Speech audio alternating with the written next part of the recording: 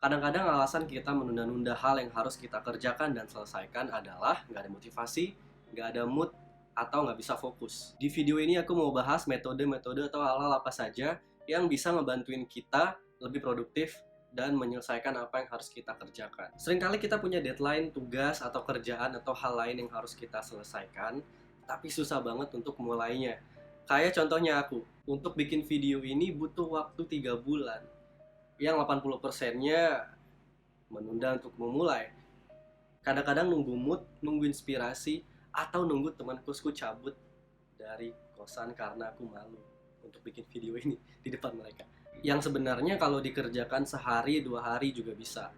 Ada 3 hal yang bisa ngebantuin kita untuk bisa menyelesaikan apa yang harus kita kerjakan. Yang pertama motivasi, yang kedua getting started, dan yang ketiga deep work.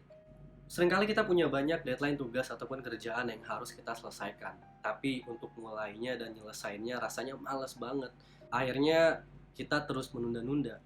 Aku taruh timestamp di bawah ini kalau misalnya kalian mau lihat salah satu dari topik-topik yang bakal kita bahas. Kita sering lihat motivasi sebagai sebuah hal yang kita butuhkan sebelum kita memulai melakukan sesuatu.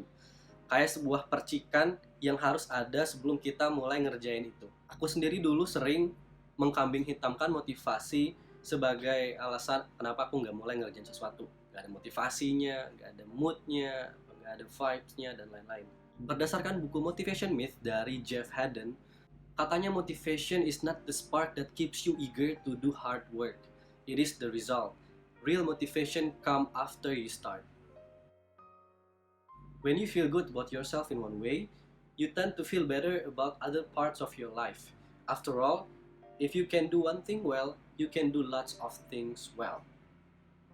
Simpelnya motivasi akan muncul setelah kita menyelesaikan salah satu hal, kemudian itu membuat kita semangat untuk mengerjakan hal yang lainnya lagi, kemudian hal yang lainnya lagi, sampai nggak sadar kalau pekerjaan kita udah selesai. Ketika aku baru pertama kali tahu ini, it blows my mind away.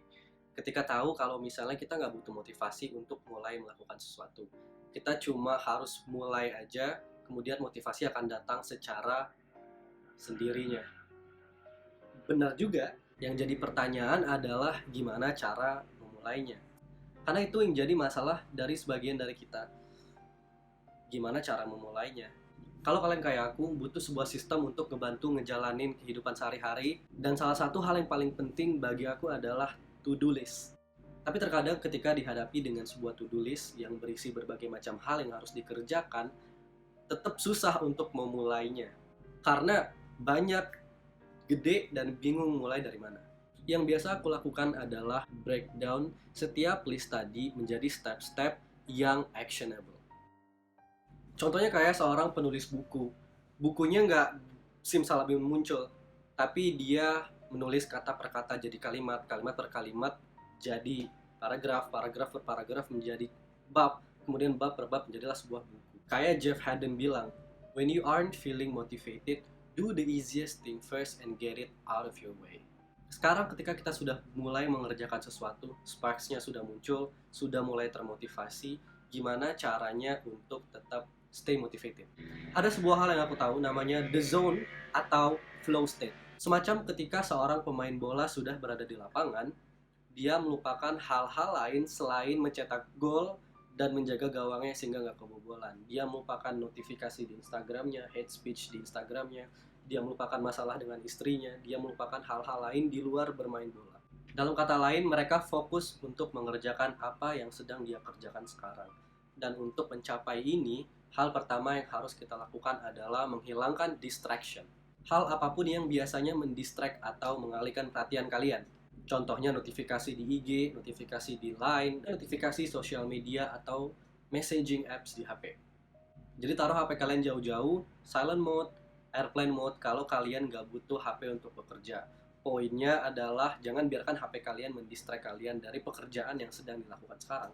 Hal lain yang bisa dilakukan adalah menerapkan sebuah metode yang namanya Pomodoro. Metode Pomodoro adalah metode di mana kalian menerapkan 25 menit bekerja dan 5 menit istirahat.